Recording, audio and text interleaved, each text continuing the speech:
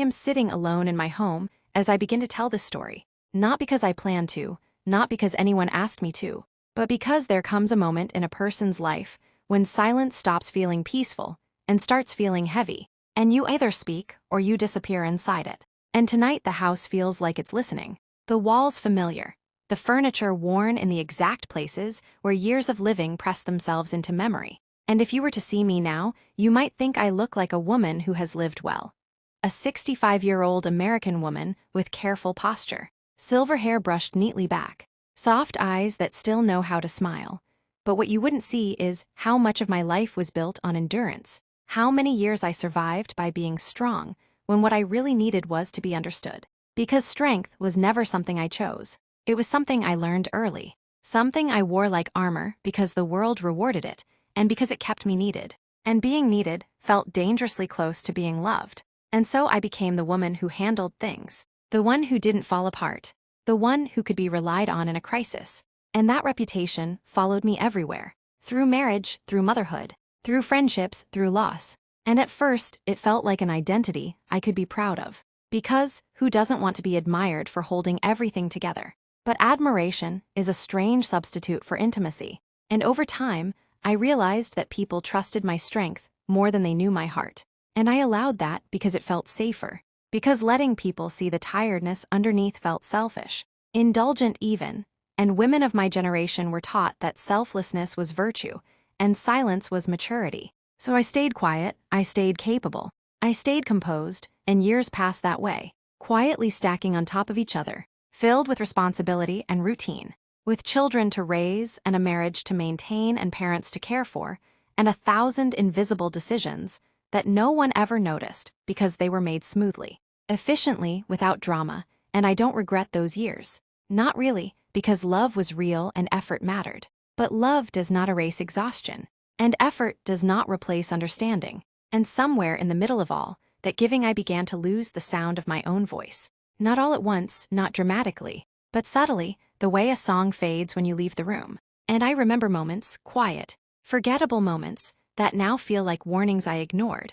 Like sitting in my car after running errands, engine off, not ready to go inside because inside meant more giving. Or standing in the shower, letting the water run longer than necessary, because it was the only place no one needed anything from me. And I told myself these were normal thoughts, that everyone felt this way, that fulfillment was supposed to feel heavy. And the world reinforced that belief, praising my reliability, thanking me for my patience, admiring my strength, until I began to believe that my value lived entirely in what I could provide.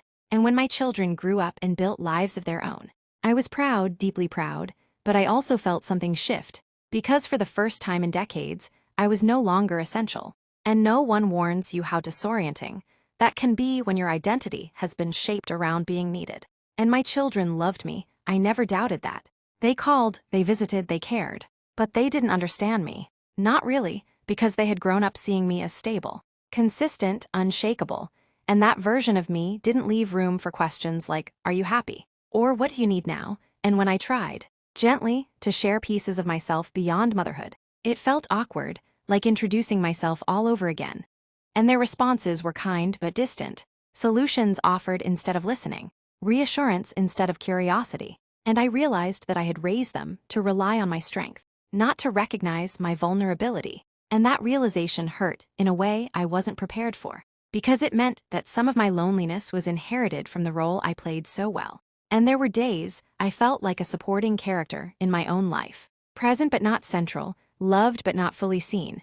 And that kind of loneliness is particularly sharp because it exists in the presence of people, not the absence of them, and I didn't know what to do with it, because I had never learned how to ask for space without apologizing, or how to express need without feeling like I was failing someone. And so I did what I always did. I managed it. I made my world smaller, quieter, safer, filled my days with routine and familiarity. Told myself this was just the next phase of life. That acceptance was maturity. But inside something continued to hollow out, slowly, patiently, until one ordinary morning everything stopped. Not because of a dramatic event, not because of a breakdown anyone else could see, but because I woke up and felt nothing. Not sadness, not anger, just a flat emptiness that scared me more than any emotion ever had. Because emptiness doesn't announce itself. It doesn't demand attention. It lets you keep functioning while something essential slips away. And I stood in front of the bathroom mirror that morning and realized I didn't recognize the woman looking back at me. Not because she looked older, but because her eyes looked vacant, like she had stepped out of her own life without telling anyone.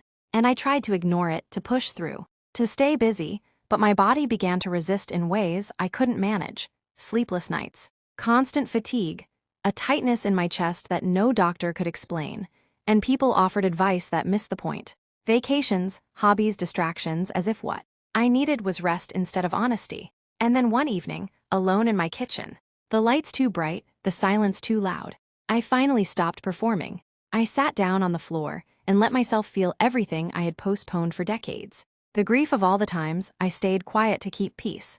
The sadness of all the dreams I labeled impractical. The anger at how easily my strength had been mistaken for invincibility. And I cried in a way that surprised me with its force. And in that moment, I understood something that changed the way I saw my entire life. Strength without tenderness is not strength. It is survival, and survival, while necessary, is not the same as living.